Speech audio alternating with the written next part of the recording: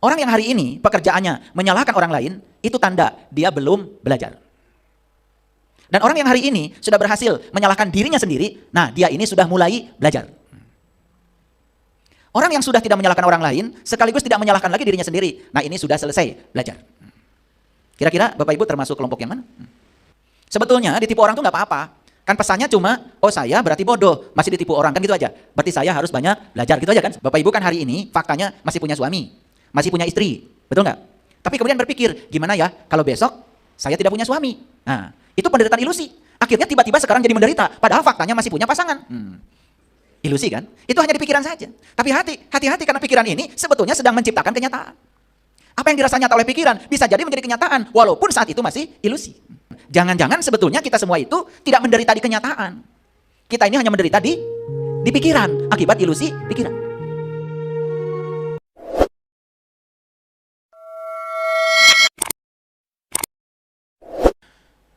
Bismillahirrahmanirrahim. Assalamualaikum warahmatullahi wabarakatuh. Salam sejahtera untuk kita semua. Om Swastiastu, Namo Buddhaya, salam kebajikan, Sampurasun. Rahayu Sagung Dumadi. Semoga seluruh makhluk hidup di semesta ini, baik yang kelihatan maupun yang tidak kelihatan di setiap ruang dan waktu, di semua tingkatan, senantiasa hidup berbahagia, bebas dari segala penderitaan, dan semoga kita semua selalu menjadi sumber cinta, sumber sukacita bagi semua makhluk. Segala puji hanya milik Allah, Tuhan yang senantiasa mengurus, mengatur. Dia sendiri menamakan dirinya adalah Rob,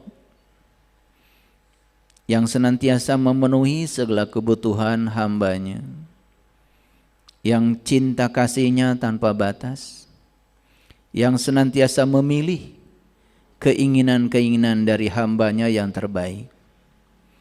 Dia tidak selalu meluluskan semua keinginan hambanya, karena dia yang paling tahu yang terbaik bagi seluruh hambanya. Mari kita puji dia bersama-sama membaca hamdalah. Alhamdulillahirabbil alamin. Mari kita sadari kehadiran dia dalam diri kita. Karena kalau kita menyadari kehadirannya dalam diri kita, maka ridhonya, berkahnya akan selalu meliputi diri kita.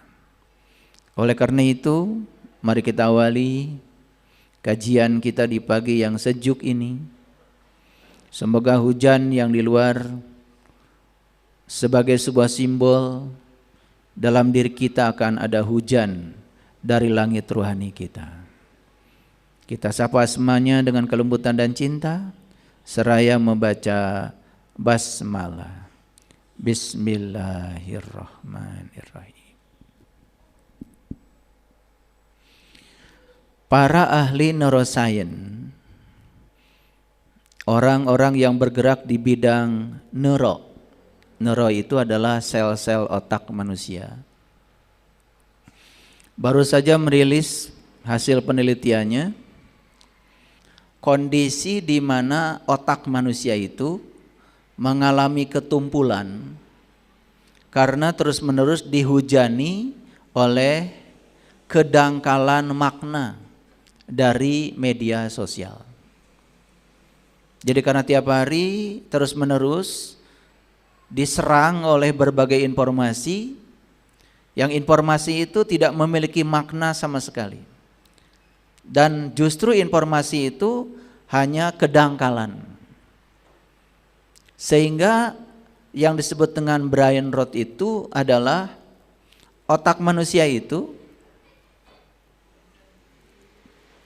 mengalami ketumpulan, mengalami kehilangan ketajamannya untuk bisa berpikir kritis dan kreatif.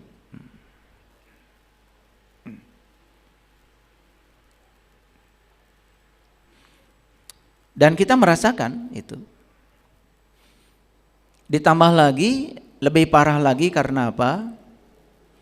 Dogma dan doktrin yang diciptakan oleh sekelompok manusia yang bertujuan untuk mengendalikan supaya potensi dari manusia itu tidak berkembang, terutama dari kelompok manusia tertentu yang tidak menghendaki kelompok-kelompok ini berkembang, potensi akademiknya, potensi intelektualnya, potensi spiritualnya. Dan kemudian diciptakan dogma-dogma dan doktrin yang akan membuat dia terbelenggu oleh dogma dan doktrin itu. Sehingga mereka yang tidak bisa keluar dari dogma dan doktrin itu tidak bisa memiliki keterbukaan terhadap pengetahuan baru. Nah, itulah yang disebut dengan melumpuhkan potensi manusia. Jadi diciptakan supaya komunitas ini tidak berkembang dan supaya tetap bodoh. Itulah penjajahan yang sangat halus. Dan penjajahan yang paling halus itu yang paling gampang dilakukan untuk orang-orang yang bodoh adalah lewat dogma dan doktrin agama. Sehingga dibiarkan aja dia sibuk dengan dogma doktrin agamanya, sehingga dia tidak bisa melakukan riset dan penelitian untuk menemukan rahasia yang lebih besar lagi, terutama tentang kehidupan ini. Makanya ada negara kaya dan kaya, ada negara kaya tetapi miskin, ada negara miskin tapi kaya, ada negara miskin dan miskin. Ada negara kaya dan kaya, negaranya kaya dan dia juga punya kekayaan sumber alam sekaligus juga kekayaan sumber daya manusia, yaitu hasil pendidikan yang memiliki keterbukaan. Nah, itulah yang kemudian menjadi negara adidaya. Dia kaya, negara kaya dan kaya.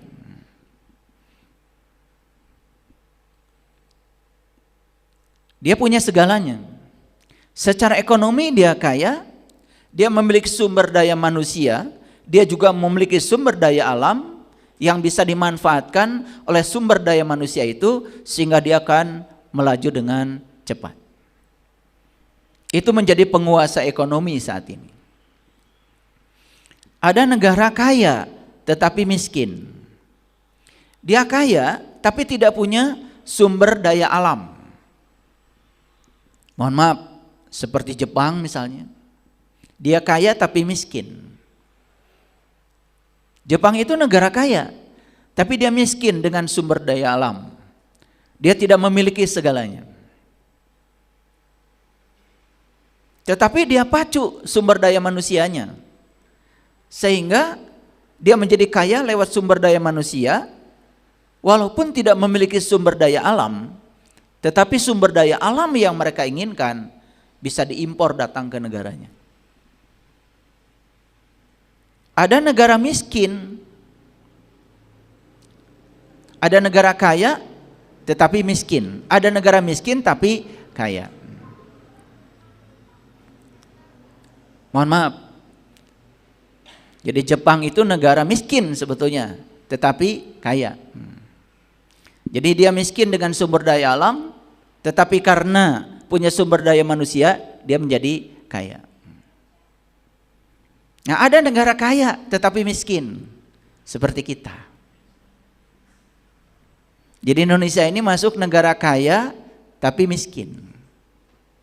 Kaya sumber daya alam, tetapi karena barangkali kita belum sadar pernah dijajah selama sekian puluh tahun, pernah dibekukan kecerdasannya, lalu diajarkan dogma-dogma dan doktrin yang menghalangi kita untuk keluar dari penjara itu, Sehingga kita menjadi negara kaya tapi miskin. Kaya dengan sumber daya alam, tetapi sumber daya alam ini tidak bisa diproduksi untuk menjadi apapun karena manusianya terlalu asik dengan dogma dan doktrin, sehingga akibatnya menjadi miskin. Nah, lebih parah lagi, ada negara miskin sekaligus miskin. Jadi tidak punya segalanya itu. Sumber daya alam tidak punya, ya. Kemudian negara itu dihantui oleh doktrin dan dogma dan tidak bisa keluar dari penjara itu, akibatnya menjadi negara miskin dan miskin. Jadi saya tidak mau kasih contohnya ya, takut ada yang tersinggung. Itulah bahayanya dogma dan doktrin.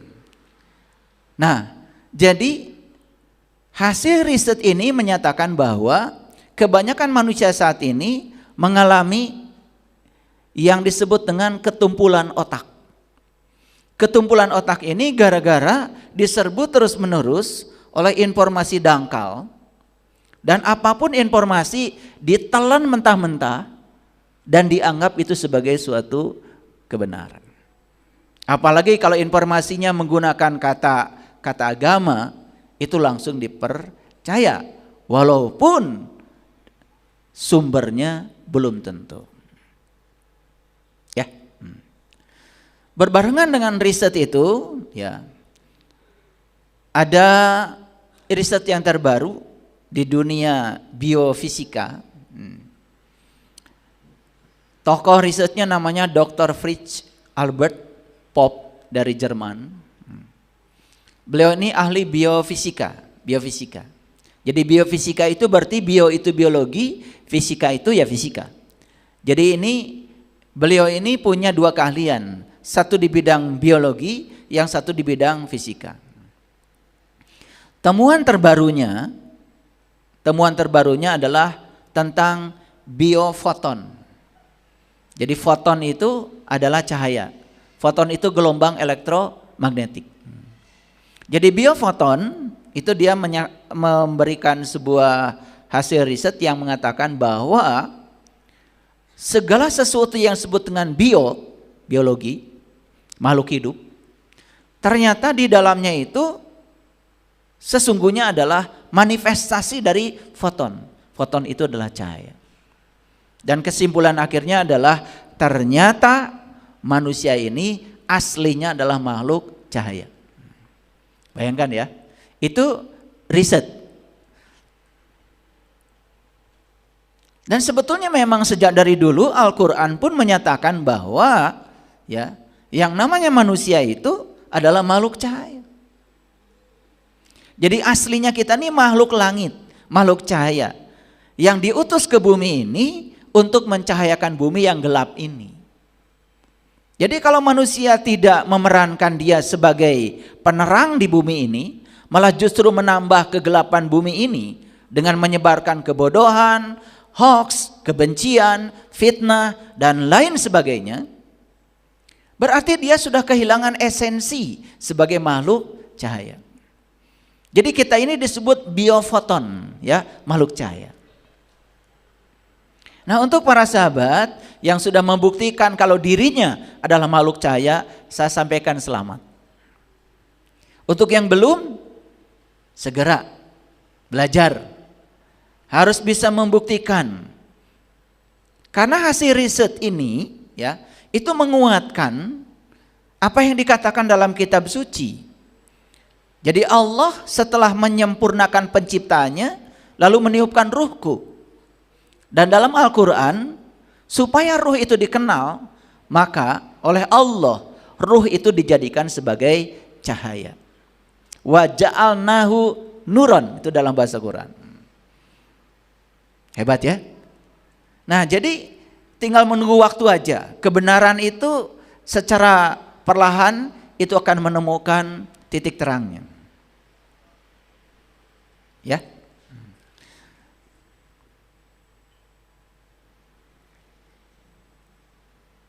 Itulah pentingnya kita terus belajar.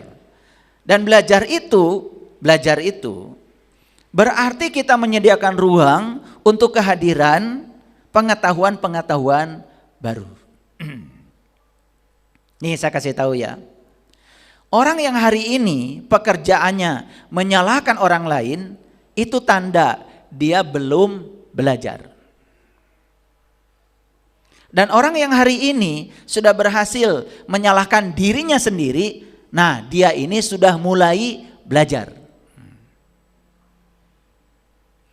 Orang yang sudah tidak menyalahkan orang lain, sekaligus tidak menyalahkan lagi dirinya sendiri, nah ini sudah selesai belajar.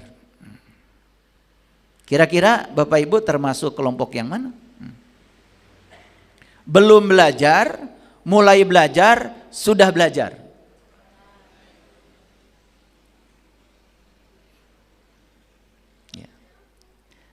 Kan banyak tuh ya, di TikTok, di YouTube. Pekerjaannya itu hanya menyalahkan orang lain. Merasa dirinya paling benar. Semua yang dikatakan orang lain itu pokoknya bagi dia salah aja. Menyesatkan orang lain, menganggap rendah orang lain. Nah, itu jangan lupa ya. Orang yang semacam ini belum belajar. Belum. Tapi kalau orang yang sudah menyadari kesalahannya, dia tahu kalau dia itu tidak tahu, lalu cepat-cepat mencari tahu, maka dia sudah mulai mengawali kebijaksanaan hidup. Itu yang disebut dengan mulai belajar.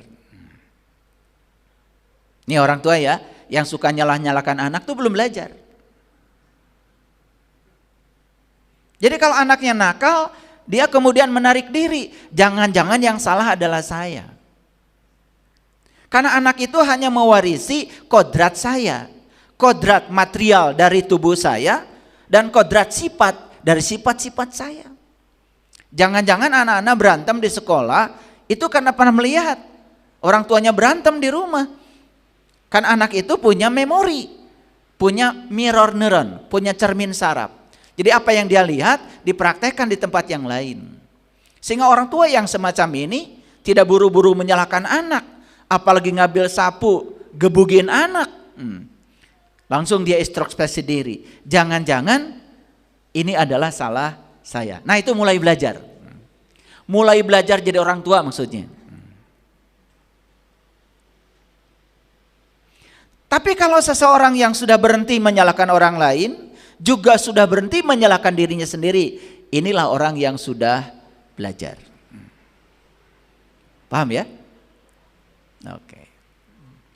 Nah, hari ini saya akan membeberkan sebuah rahasia yang berjudul bebas dari penderitaan ilusi. Ini ada beberapa suku, ada beberapa kata kunci ini. Yang pertama bebas, yang kedua penderitaan, yang ketiga ilusi. Karena hampir kebanyakan manusia menderitanya itu bukan oleh kenyataan hidup, tetapi oleh reaksi dan tanggapan dia terhadap peristiwa yang terjadi dalam hidup. Sebetulnya ditipu orang tuh nggak apa-apa. Kan pesannya cuma, oh saya berarti bodoh, masih ditipu orang, kan gitu aja. Berarti saya harus banyak belajar, gitu aja kan sebetulnya. Tapi karena reaksi dia terhadap orang ini sangat negatif, dan itu yang membuat dia menjadi sangat menderita. Bahkan timbul dendam, ingin melampiaskan dendamnya pada orang lain. Padahal sebetulnya semua peristiwa di alam semesta ini netral adanya, menjadi tidak netral karena diberi makna oleh kita sendiri. Ya, paham ya? Nah, makanya hari ini saya akan cerita Nabi Adam. Saya akan cerita, ya, sebetulnya bukan Nabi Adam yang saya ceritakan, Adam sebetulnya. Karena di Quran itu nggak ada Nabi Adam, yang ada itu Adam. Saya mau cerita Hawa. Kalau kita kan kenalnya pakai Siti, betul nggak? Ya, Padahal sebenarnya dalam terminologi agama, Islam terutama, tidak ada itu Siti Hawa. Yang ada adalah Hawa. Makanya yang benar itu sebutannya adalah Adam dan Hawa. Ya supaya semua mengerti ya, yang mana Adam, yang mana Hawa. Tapi saya akan menjelaskan secara hakikat. Saya tidak akan menjelaskan secara syariat. Secara hakikat. Nah, ada Adam, ada Hawa, ada malaikat, ada iblis, ada setan, kan gitu. Dan itu kan semua sudah masuk ya, menjadi satu bangunan pengetahuan di otak kita. Nah, oleh karena itu jangan heran kalau saya menjelaskannya mungkin agak sedikit berbeda dengan yang Bapak Ibu pahami selama ini. Nah, oleh karena itu ya, bagaimana caranya kita bebas dari penderitaan ilusi? Penderitaan ilusi itu adalah penderitaan yang tidak ada sebetulnya, diadakan oleh kita sendiri. Di mana diadakannya? Di pikiran, dan itu hanya sebatas ilusi. Nah sama ya, dari tadi malam sampai sekarang di luar hujan, ya. Kemudian ada yang mau mengaji ke tempat ini, lalu berpikir, saya nggak akan ngaji, takut hujan. Padahal kan faktanya sekarang sudah tidak hujan. Faktanya tidak hujan, tapi otak kita masih takut hujan. Nah, takut hujan ini kan diciptakan oleh pikiran. Dan pikiran yang suka menciptakan itu sedang menciptakan penderitaan ilusi. Sama seperti begini. Bapak Ibu kan hari ini faktanya masih punya suami, masih punya istri. Betul nggak? Tapi kemudian berpikir, gimana ya kalau besok saya tidak punya suami? Nah, itu penderitaan ilusi. Akhirnya tiba-tiba sekarang jadi menderita, padahal faktanya masih punya pasangan. Suka nggak begitu? Suka. Betul nggak? Mau pergi ke mall, di sini lalu berpikir, saya kalau pergi ke mall takut nggak ada parkir. Fakta apa ilusi itu? Ilusi kan? Itu hanya di pikiran saja. Tapi hati-hati karena pikiran ini sebetulnya sedang menciptakan kenyataan. Apa yang dirasa nyata oleh pikiran bisa jadi menjadi kenyataan walaupun saat itu masih ilusi. Jadi saya ini sama istri saya, kalau pergi ke mall, saking kuatnya pikiran saya bahwa saya akan dapat parkir paling depan dan parkirnya di situ-situ saja.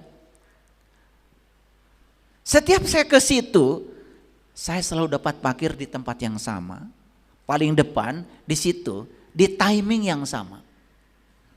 Dan itu bukan kebetulan itu. Bukan kebetulan. Ya? Oke. Sampai sini mengerti? Nah, ini yang akan kita beberkan. Jangan-jangan sebetulnya kita semua itu tidak menderita di kenyataan. Kita ini hanya menderita di pikiran akibat ilusi pikiran. Makanya pikiran itu sudah berulang kali saya sampaikan, tidak senang saat ini. Pikiran itu senangnya masa depan atau senangnya masa lalu, itu pikiran. Ya, pikiran. Jadi ikatan pikiran kita terhadap masa lalu dan pikiran terhadap masa depan itu bisa menciptakan penderitaan. Tapi penderitaannya itu hanya ilusi sebetulnya. Tetapi karena diyakini adanya, itu bisa menjadi kenyataan. Clear sampai sini? Judulnya udah bisa dipahami? Oke, kalau sudah bisa dipahami, bismillah ya, kita mulai. Saya ingin menyampaikan satu ayat di Quran. Ini surat Al-Furqan.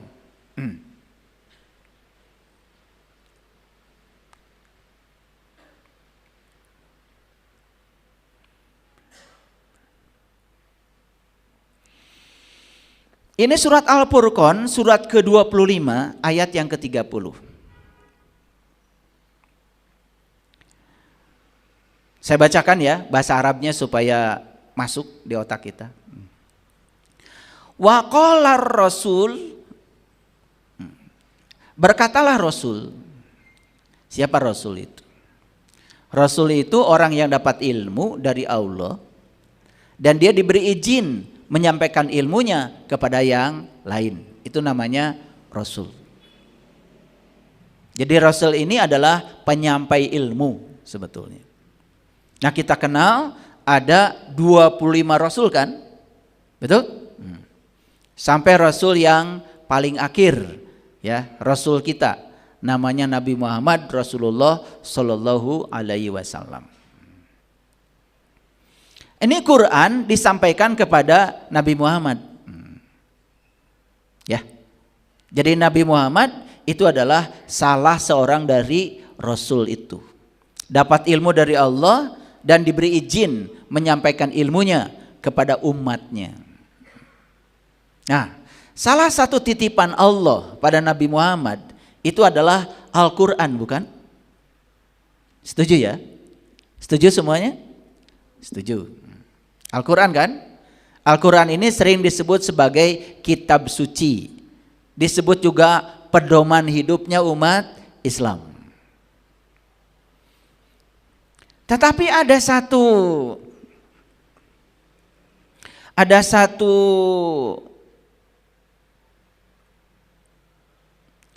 sebut saja ini keluhan ya sebetulnya. Keluhan, rintihan atau apapun namanya yang disampaikan oleh beliau kepada Allah. Yang disampaikannya begini.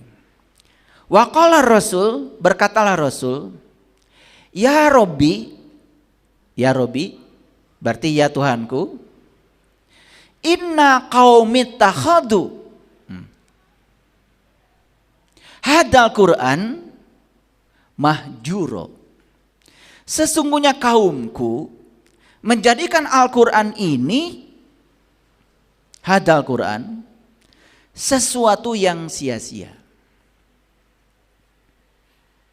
Ini Nabi Muhammad ini. Nabi Muhammad sedang menyampaikan keluhannya kepada Allah. Setelah beliau mendapati Quran, lalu Quran ini disampaikan kepada kaumnya, kepada umatnya. Dari pengalaman dan penglihatan beliau melihat mereka-mereka yang sudah dapat Quran ini malah justru menjadikan Al-Quran itu sebagai sesuatu yang sia-sia.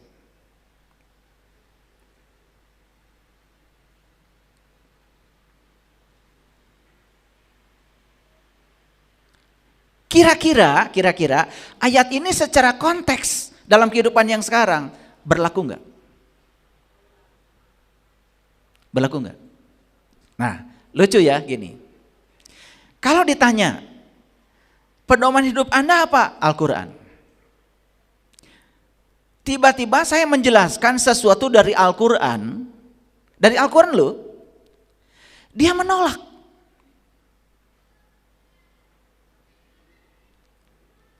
Karena di otaknya itu ada dogma, ada doktrin yang sudah mencengkram. Padahal dogma dan doktrin yang ada di otaknya itu bukan berasal dari Al-Quran. Cuma selama ini diklaim seakan-akan itu berasal dari Al-Quran. Paham ya? Fakta ini ada nggak dalam kehidupan kita sehari-hari? Ada. Ulangi ya, ulangi.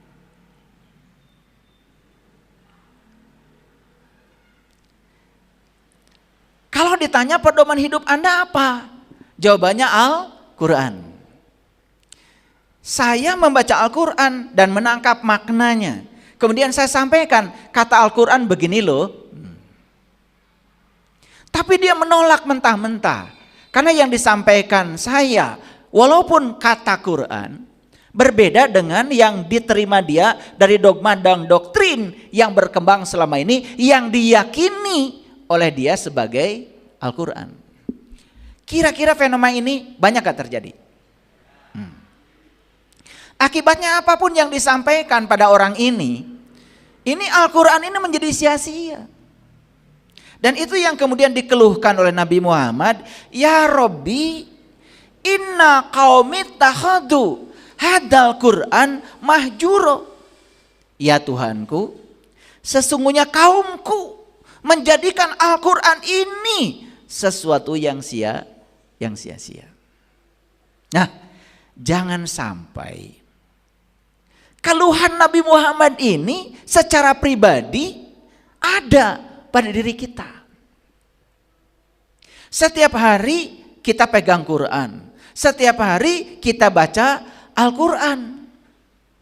Tetapi kita nggak ngerti pesannya apa, nggak ngerti isinya apa, bahkan tidak mengubah kehidupan kita menjadi lebih baik, tidak mengubah kehidupan kita menjadi lebih berkesadaran, tidak mengubah kehidupan kita menjadi lebih bermutu, tidak mengubah kebahagiaan kita menjadi lebih tinggi. Hidup kita gitu-gitu aja. Kira-kira fenomena ini sedang terjadi nggak sekarang? Sedang terjadi.